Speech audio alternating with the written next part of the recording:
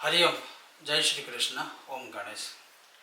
आज मैं आपसे एक प्रश्न पूछना चाहता हूँ, या बहुत सारे अनुभव, वैसे तो हर एक फील्ड में अच्छे और बुरे अनुभव आपको होते ही होंगे। जैसे आपको होते होंगे वैसे हमें भी होते हैं। फर्क यही है कि हमारे जैसे लोग या हम जैसे लोग बहुत कम इस विषय में बोलते हैं, और जब भी बोलते हैं तो उंगलियां भी हम पे ही उठती है, क्योंकि ज़्यादातर नज़र सबकी हमारे ऊपर या हम सनातनियों पर ज़्यादा रहती है। तो आज मैं आपको बताने वाला हूँ, या आपसे ही एक प्रश्न पूछूंगा कि पूजा पाठ से, कर्मकांड से, यज्ञ यागादि से या ज्योतिष शास्त्र से क्या हमारे जैसे लोग या सिर्फ ब्राह्मण लोग ही कमाते हैं या पंडित लोग ही कमाते हैं? ज़्यादातर लोग यही कहते हैं कि नहीं, आप ही कमाते हो।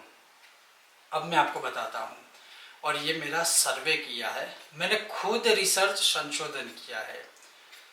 तो सबसे पहले मैं आपसे यही रिक्वेस्ट करूंगा कि आप पूरा वीडियो देखिएगा, पूरा वीडियो सुनिएगा और कोशिश कीजिएगा कि यह वीडियो ज़्यादा से ज़्यादा लोगों तक आप पहुंचा पाए। और इसका रीज़न भी मैं आपको इस वीडियो के अंत में आपको अवश्य बताऊंगा कि मैं इस विषय को आज लेकर क्यों आ रहा हूं। तो सबसे पहली बात, मान लीजिए आप नवचंडी यज्ञ या कोई भी यज्ञ यागादि कर्म आपके घर में करवा रहे हो, तो क्या सिर्फ पंडित लोग कमाते हैं? कोई भी यज्ञ हो, छोटे से छोटी पूजा हो, बड़े से बड़ी पूजा हो, सत्यनारायण व्रत हो या यज्ञ हो, कोई भी पूजा हो, क्या उस पूजा से सिर्फ पंडित लोग कमाते हैं? जी नहीं। सबसे पहले सुनिए, जब भी आप, मैं यहाँ आपको उदाहरण के तौर पे बताऊंगा कि आप नवचंडी यज्ञ करवाते हो जो एक दिन का होता है, सुबह से लेकर शाम तक। तो नवचंडी यज्ञ में सामग्री की क्या क्या आवश्यकता होती है? सबसे पहले नवचंडी में यज्ञ कुंड बनाया जाता है। तो यज्ञ कुंड में क्या लगता है? ईंटें लगेगी।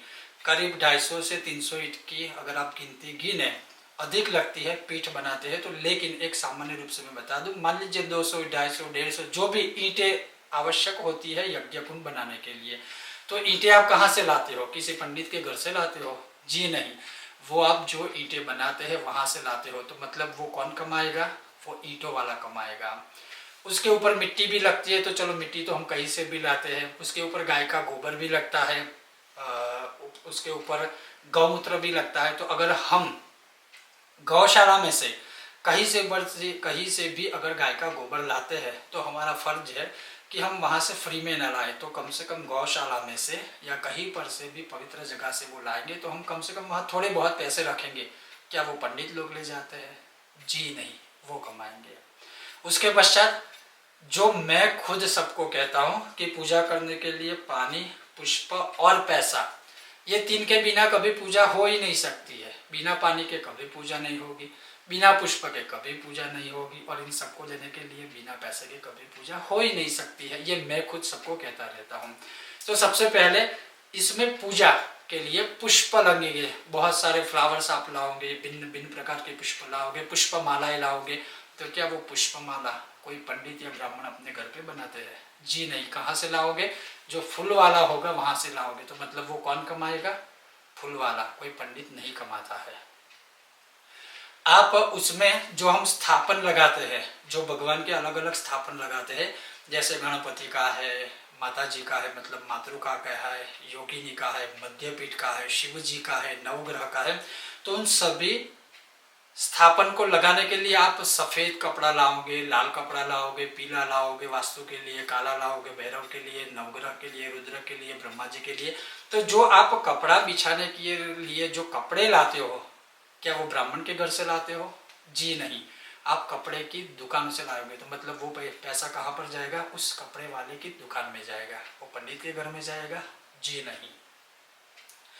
उसके पश्चात उसी स्थापन के ऊपर अन्न के द्वारा स्थापन किया जाता है शास्त्रों के मुताबिक। जैसे गणेश स्थापन के लिए गेहूं लगते हैं, मातृका में भी हम गेहूं यूज करते हैं, मध्यपीठ के लिए हम अक्षत चावल का प्रयोग करते हैं, भद्रमंडल के लिए हम चावल का प्रयोग करते हैं।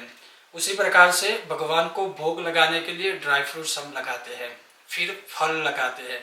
तो जो आप फल लाते हो सीजनेबल, सीजन के अनुसार, तो क्या वो किसी पंडित के घर से आप फल लाते हो? जी नहीं, वो फल वाले की दुकान से लाते हो या फल वाले की जो होती है ठेली वहाँ पर से लाते हो। तो वो कौन कमाता है? पंडित कमाता है। पंडित के घर में जाएगा? जी नहीं, वो फल वाला कमाता है।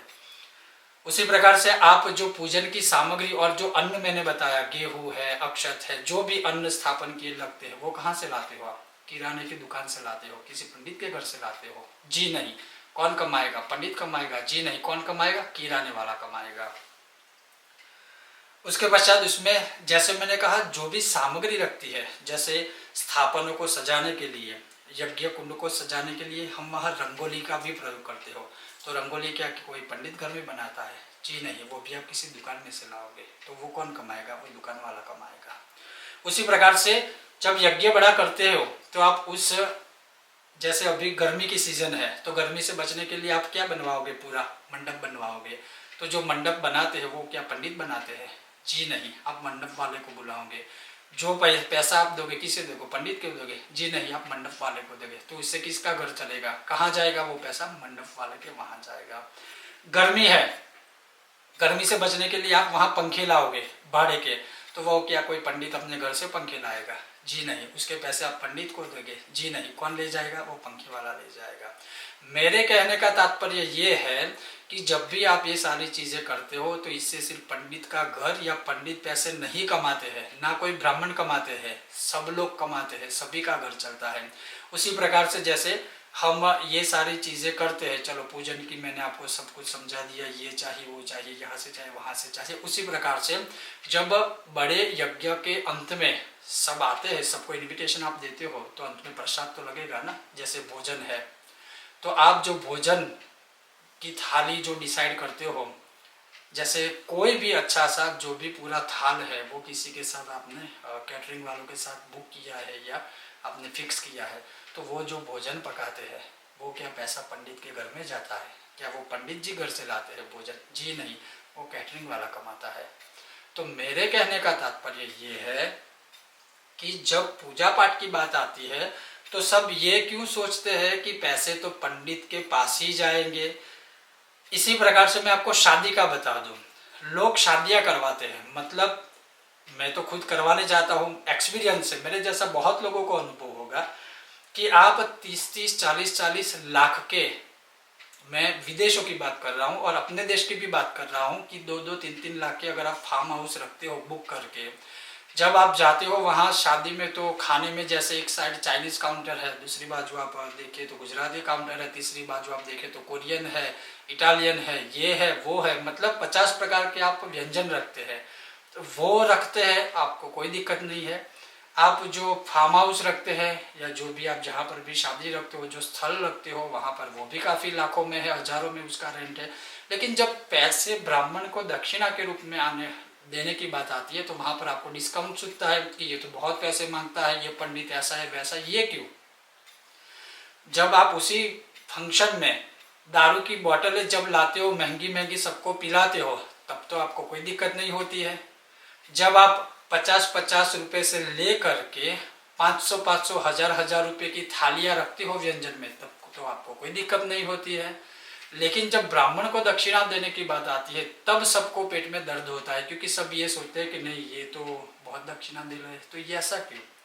जो ब्राह्मण है वो अपने ज्ञान के अनुसार, अपने पास जो शक्ति है, तपोबल है, वो आपकी बेटी के लिए या बेटे के लिए विवाह अगर करवाते हैं तो वो सबसे बड़ा रिचुअल्स तो वो है। खाना पीना इम्पोर्टेंट नहीं है शादी के लिए, जो वहाँ विधि हो रही है, विधान हो रहा है, वो इम्पोर्टेंट है। तो जो ये चीजें करवा रहा है तब तो आपको वहां दिक्कत हो जाती है। ऐसे तो मैं आपको एक नहीं 1 लाख एग्जाम्पल दे सकता हूं, और मैं ये इसलिए आपको कह रहा हूं क्योंकि बहुत सारे अनुभव हमें भी होते हैं, लेकिन कभी हम बोलते नहीं है क्योंकि ज्यादातर उंगली हम पे ही उठती है कि ये तो पंडित जी ऐसे वैसे। खुद मुझे भी एक्सपीरियंस होते हैं, जैसे बहुत सारे लोगों को मैं बोलता हूँ कि अगर आपको बात करनी है, कुंडली दिखवानी है, तो आप पहले अपॉइंटमेंट लीजिए व्हाट्सएप के माध्यम से, हमारा ये चार्ज है वो चार्ज है, फिर आप कर सकते हैं। तो हमें भी कुछ लोग बोलते हैं कि नहीं आपको तो सेवा देनी चाहिए, आपको तो फ्री में काम करना चाहिए। क्यों फ्री में काम करना चाहिए? डॉक्टर, इसे हम क्या कहते हैं? भगवान, वो फ्री में काम करते हैं और नहीं भी करना चाहिए। क्यों करेंगे वो? आपके लिए, आपके परिवार के लिए, आपकी जो भी बीमारी है उसको दूर करने के लिए वो अपनी जो चिकित्सा विद्या है उसका प्रयोग करते हैं, तो वो भी क्यों फ्री में काम करे? क्या आप वहाँ पर नेगोशिएशन करते हो? उसी प्रकार से जब आप होटलों में, रेस्टोरेंट में खाना खाने जाते हो, क्या आप वहाँ पर नेगोशिएशन करते हो? जो बॉलीवुड, मैं ये नहीं कहता है कि मैं ये नहीं कहता आप फिल्में देखना बंद कर दीजिए, लेकिन जो बॉलीवुड वालों का जो चरित्र है, सबका नहीं बोल रहा हूँ, कुछ कुछ लोगों का जो चरित्र है जो मुझे बताने की आवश्यकता नहीं है, मैं बोल सकता हूँ, मुझे किसी का डर नहीं है, लेकिन वहाँ पर तो आप 500 1000 रुपये टिकट देके वहाँ पर तो आप पिक्चर देखने जाओगे, वहाँ तो आपको कोई दिक्कत नहीं है, पेट में दर्द नहीं होता। क्या आप वहाँ पर टिकट विंडो में जाकर ये कहते हो कि नहीं 500 नहीं 200 रुपये लीजिए ना टिकट का? आप देख वहाँ नेगोशिएशन करते हो? नहीं करते हो। लेकिन जब जब हमारी बात आती है, हम जैसे लोगों की बात आती है, तब आप ऐसा क्यों सोचते हो कि नहीं आप तो बहुत रुपए ले रहे हो? लेकिन आप कभी भी पूछिए, उन पंडित जी को डिटेल में पूछिए कि आपने, ठीक है आपने इतनी दक्षिणा की, लेकिन क्यों है? तो वो आपको एक्सप्लेन करेंगे। और देखिए, धर्म सबसे ऊपर होता है। एक वर्ग ऐसा है जो धर्म के लिए सब कुछ कर रहा है, मुझे बोलने की आवश्यकता नहीं है। एक वर्ग ऐसा है अपने धर्म को बचाने के लिए, अपने धर्म का झंडा पूरी दुनिया में गाड़ने के लिए लड़ रहे हैं। और हम हिंदू ऐसे हैं कि आलू प्याज पेट्रोल के भाव में से हम बाहर ही निकल नहीं पा रहे। अपने धर्म के लिए कब खड़े होंगे? कोई भी पंडित आपसे ये नहीं कहेगा कि आप हमें लाखों रुपए दे दीजिए, करोड़ रुपए दे दीजिए, लेकिन आप साल में एक बार, आप साल में सिर्फ एक बार किसी भी पंडित जी के द्वारा अपने घर में कोई पूजा पाठ करवाते हो, तो वो ऐसा तो नहीं कहेगा कि आप हमें लाखों रुपए दे दीजिए। जैसा कर्म होगा, जैसी बीमारी होगी, वैसा ही उपाय बताएंगे और उसी के अकॉर्डिंग आपको वो दक्षिणा बोलेंगे। लेकिन आप जो सोच रहे हो कि पैसे सिर्फ पंडित जी ही कमाते हैं, वो सोच आपकी बहुत गलत है। और ये मैं सबको नहीं बोल रहा हूँ, जिन लोगों की सोच है उनको मैं बता रहा हूँ कि आप डिटेल में पहले सोचिए। क्या कोई भी पंडित, मैं अपनी बात नहीं कर रहा हूँ, कोई भी पंडित है, क्या उनका परिवार नहीं होता है? क्या उनके ऊपर भी लोन नहीं होती है? क्या उनको भी हर महीने बिल पे करने नहीं होते हैं? सबको होते हैं, जैसे सबको होते हैं, आपको होते हैं, हमें होते हैं। तो क्या वो फ्री में काम करेंगे? धर्म का काम है, मतलब सेवा नहीं होती, सिर्फ सेवा नहीं होती, हम भी काम करते हैं। जैसे हम आपको बता दें कि हम, जैसे कोई गरीब लड़कियां है तो हम 1 रुपया दक्षिणा लेके उनकी शादी करवाते हैं, लेकिन हम ढिंडोरा नहीं पीटते हैं। कोई गरीब है जिनके बच्चों को पढ़ाई के लिए खर्चा नहीं है, फीस भरने के लिए पैसे नहीं है, हम देते हैं और हमारे पास एविडेंस है, लेकिन हम ढिंडोरा नहीं पीटते हैं कि हम यहाँ इतना दान करते हैं। हम भी स्वयं टैक्स पे करते हैं, हमारे पास इसका आईटी रिटर्न का डॉक्यूमेंट्स भी है कि हम टैक्स पे करते हैं, हम टैक्स की चोरी नहीं करते हैं। मतलब हम भी सब कुछ देते हैं, समाज में भी योगदान देते हैं, अपने देश के लिए भी कुछ करते हैं। लेकिन मैं यही कहना चाह रहा हूँ, ये जो सोच है कि पूजा पाठ कर्मकांड मतलब पंडित ही कमाते हैं, ये सोच आपकी गलत है। इस सोच को बदलिए।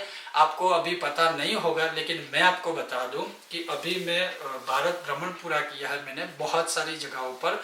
तो देखिए, जो किराने वाली दुकान होती है ना, वो सिर्फ पंडितों की नहीं होती है, हर एक कास्ट के लोग होते हैं। ज़्यादातर जो डेकोरेटिव जो चीज़ें होती है, जैसे शादियों में आप सारी चीज़ें लाते हो जो डेकोरेशन वाली, आपको पता नहीं है कि वो कौन लोग बनाते हैं। ज़्यादातर कोई अन्य वर्ग के लोग हैं वो जो बनाते हैं, और वो हमारे ही पैसों से कमाते हैं। जैसे मैं आपको उदाहरण दूँ, जब मकर संक्रांति होती है तो आप पतंग उड़ाते हैं, वो पतंग ज़्यादातर आपको पता नहीं है कौन बनाते हैं, आप वो देखिएगा आपको पता चल जाएगा। ये मैं आंखों से देखा हूँ नहीं, सिर्फ रिसर्च भी किया है, संशोधन भी किया है। ज़्यादातर दूसरे वर्ग के लोग हैं ना, वो पतंग अपने वहाँ बनाकर बेचते हैं, तो हमारे ही त्योहार से वो भी कमाते हैं, अपना घर चलाते हैं। दूसरी बात, जो पटाखे होते हैं, वो पटाखे कौन बनाते हैं? आप एक बार देख लीजिएगा, आपको पता चल जाएगा। तो वो पटाखों में भी हम लाखों करोड़ों रुपए हम खर्च करते हैं ना, वो किसके घर जाता है? पंडितों के घर नहीं जाता है, वो किसी और वर्ग के लोगों के साथ जाता है, और जाना चाहिए। मैं यहाँ पर कोई धर्म का, समाज का या किसी विशेष वर्ग का यहाँ मैं कोई वो नहीं कर रहा हूँ कि किसी को नीचा दिखा रहा हूँ, किसी को ऊपर। लेकिन मेरे कहने का तात्पर्य है कि हर एक चीज को आप पहले सोचिए, उसमें रिसर्च कीजिए, उसको गहन कीजिए कि एकमात्र पूरे विश्व में हमारा सनातन पंथ ऐसा है कि न केवल उससे एक का घर चलता है, बहुत सारे लोगों का घर चलता है। जैसे आप नित्य पूजा में नित्य मंदिर जाते होंगे, चलो मान लीजिए कोई भी पॉपुलर मंदिर है, तो उस मंदिर के आसपास देखिए कितनी सारी दुकानें होती है जो पूजन सामग्री बेचते हैं, नारियल बेचते हैं, अगरबत्ती बेचते हैं, बहुत सारी चीजें रिलीजियस जो है बेचते होंगे। मतलब विचार सोचिए कितने लोगों का घर चलता है। तो मतलब एकमात्र विश्व का ऐसा सनातन धर्म है जिसके साथ जुड़े हुए सब लोग अपना घर चलाते हैं और सबको फायदा होता है। भले ही सब मरते हैं, ये वर्ग वो अलग, ये धर्म वो धर्म के लिए, लेकिन एकमात्र पूरे विश्व में सनातन धर्म है। अगर इसके त्योहार हम करना बंद कर दे तो ज्यादातर लोग भूखे मर जाएंगे। सोचिएगा, मेरी इन सभी बातों को सोचिएगा। लेकिन आज मुझे इसलिए ये कहना पड़ रहा है क्योंकि अब जो अनुभव बहुत सारे होते रहते हैं, हर रोज होते हैं, इसमें कोई दिक्कत नहीं है। लेकिन बहुत सारे अन्य लोगों ने भी मुझे बताया कि प्लीज़ गुरुजी आप इस विषय पे वीडियो बनाए, कि सबकी सोच ये है कि चलो आज हमें इस पंडित जी से पूजा करवानी है, उन्होंने हमें इतने रुपए कहे तो मतलब ये तो बहुत लेते हैं, लेकिन ऐसा नहीं होता है। जैसे फूल वाला भी चलाता है, फूल वाला भी अपना घर चलाता है पूजा के माध्यम से, किराने वाला भी अपना घर चलाता है पूजा के माध्यम से, ईंटों वाला भी अपना घर चलाता है पूजा के माध्यम से, भोजन वाला जो खाना पकाता है, फंक्शन में खाना खाने के लिए आप उनको मतलब खाना बनाने के लिए उनको बुलाएंगे या वो दे जाएंगे तो उसका भी घर चलता है पूजा पाठ से। पूजा पाठ के द्वारा ही मंडप वालों का भी घर चलता है, वहाँ जितने लोग काम करते हैं उनका भी घर चलता है। तो मतलब कोई पूजा पाठ से केवल एक पंडित या ब्राह्मण नहीं कमाता है, उससे बहुत लोगों का घर चलता है। लेकिन सबसे ज्यादा नजर सबकी कहाँ टिकती है? ब्राह्मण के ऊपर के ये तो इतनी दक्षिणा ले गए, लेकिन ऐसा नहीं है। आप अपने आप को पूछिए ये प्रश्न कि जब आप कोई फंक्शन करते हो तो लाखों रुपए का आप खर्चा वैसे ही कर दोगे, लेकिन कोई पंडित जी आपको बोलेगा कि चलो शादी का हम ये 2500 रुपये या 5000 10,000 रुपये हम शादी करवाने की दक्षिणा लेते हो, तो वो पैसे आपको खटकेंगे। लेकिन जो आप लाखों रुपए दारू की बोतलों में उड़ाएंगे वो आपको नहीं दिक्कत होगी। आप जो खाने पीने में वेस्ट करोगे उसमें आपको दिक्कत नहीं है। मैं ये नहीं कहता है कि आपको वो बंद करके पंडितों को पैसे दो, लेकिन सोचिएगा, इन सारे विषयों को आप अवश्य सोचिएगा। जैसे कोई ब्राह्मण है, कोई साधु है, संत है, अगर उसके चरित्र ऊपर किसी ने दाग लगा दिया तो मतलब दूसरे ही दिन से आप उनको गाली दोगे कि ये तो वो है, चरित्रहीन है, वो है, ये है, वो है। आप फिर उनको सुनना भी ठीक है, उनका नाम भी लेना पसंद नहीं करोगे। लेकिन बॉलीवुड का कोई एक्टर है, उनका चरित्र सिर्फ खराब नहीं है, वो खुद ही चारित्रहीन है, लेकिन उसकी टिकट ले लेकर आप एक बार नहीं 2 बार थिएटर में जाकर शो देखेंगे। ये कैसा दोहरापन है? सोचिएगा। कहना बहुत कुछ चाहता हूं, लेकिन एक शब्दों की मर्यादा को ध्यान में रखते हुए मैंने बहुत शॉर्ट में आपको बहुत कुछ कह दिया है कि कृपया करके ऐसा मत सोचिए कि पूजा पाठ से सिर्फ पंडित लोग कमाते हैं। और दूसरा एक बात आपको बता दूं, जितने भी ज्योतिष है ना, ज्योतिष जो कहते हैं कि हम ज्योतिष है, वो सारे ज्योतिष ब्राह्मण नहीं है, वो सारे ज्योतिष पंडित नहीं है। सभी कास्ट वाले लोग हैं, वो ज्योतिष विद्या को सीखकर अपना अपना घर चलाते हैं अपनी विद्या के अनुसार। तो क्या वो सारे पंडित लोग हैं? नहीं है। फिर भी उंगली किसके ऊपर उठती है? हम जैसे लोगों के ऊपर। देखिए, जब जब भी धर्म की बात आती है तो हम जैसे लोग अपना गला कटवाने के लिए तैयार है अपने धर्म के लिए। लेकिन ज्यादातर हमारे में क्या है, हिंदू में अगर कुछ होगा सब खड़े खड़े रहकर तमाशा देखेंगे। नहीं, हम क्यों इसमें जाए, हमारा क्या जाता है, ये है वो है। जबकि दूसरा वर्ग ऐसा है, अगर उस वर्ग के किसी भी इंसान के ऊपर कुछ कर दिया तो मतलब वो इकट्ठा हो जाएंगे। वो ये नहीं सोचेंगे कि हमारा क्या जाएगा, हमारा कुछ नहीं जाता, लेकिन हम ये सोचेंगे मेरा क्या है मरने दो, मेरा क्या है मरने दो। ये सोच जब तक नहीं बदलेगी तब तक हम गुलामी ही करते रहेंगे। और इसी वजह से भारत के ऊपर लोग आकर गुलाम हमें बना कर गए हैं और हमारे देश को चला के गए हैं। तो आप सोचिएगा, धर्म जहां आता हो सबसे पहले खड़े रहिए।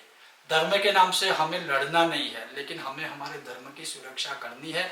और जो सुरक्षा जिस प्रकार से लोग कर रहे हैं, छोटी छोटी बातों से लेकर बड़े बड़े बातों तक, ये सही नहीं है।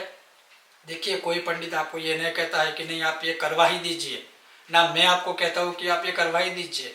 मैंने सिर्फ आपके सामने विषय रखा है, आपको करना है ठीक है, नहीं करना है मत कीजिए। जैसे हम खुद सबके लिए अनुष्ठान करते हैं, लेकिन हम अपने अनुष्ठान में किसी भी प्रकार का कोई कॉम्प्रोमाइज नहीं करते। हम स्पष्टतः बोलते हैं इतनी दक्षिणा होगी, इंक्लूडिंग हम सब लिखते हैं कि फूल वालों का इतना होता है, भोग प्रसाद वालों का इतना होता है। ये आप एक सामान्य रूप से थोड़ा सोचिए कि आप अपने वहाँ चलो बड़ा अनुष्ठान बड़ा कर्म छोड़िए, आप सिर्फ सत्यनारायण व्रत की कथा अपने वहाँ करवा रहे हो तो सिर्फ 2 स्थापन लगेंगे, लेकिन उस स्थापन के ऊपर आप जो भोग लगाते हैं फल का, वो फल आप अभी लेने चाहिए, आपको पता चलेगा 200 से 500 रुपये में तो सिर्फ 4 या 5 फल आते हैं। तो वो क्या पंडित के घर में गए हैं? जी नहीं, वो पैसे पंडित के घर में नहीं गए हैं। तो यही सोच रखिए कि हमें जो करना है या तो हम प्रॉपर ही करवाए या फिर हमें करना ही नहीं है। हमारा काम है आपको मार्गदर्शन देना, उस मार्गदर्शन के रास्ते पर चलना ना चलना आपकी मर्जी है। हम किसी को जबरदस्ती नहीं बोलते हैं कि आप ये करिए, और यहाँ पर मेरी बात नहीं है, मेरे जैसे हर एक लोगों का मैं विषय यहाँ पर उठा रहा हूँ।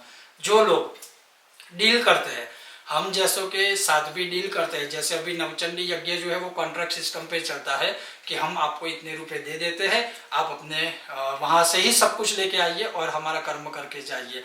बहुत सारी जगहों पर डील चलती है, तो कोई मेरे जैसा होगा तो चलो ठीक है, डील करने के भी लिए तैयार हूँ, लेकिन मैं A to Z सब कुछ नया लाऊंगा, अपने घर में से कुछ भी नहीं निकालूंगा। इतनी दक्षिणा होगी, आपको करना है ठीक है, नहीं करना है मत करवाइए। तो अगर सही तरह से हम कर्म करेंगे तभी तो जाके आपका कर्म होगा, तभी तो आपको उसका फल प्राप्त होगा।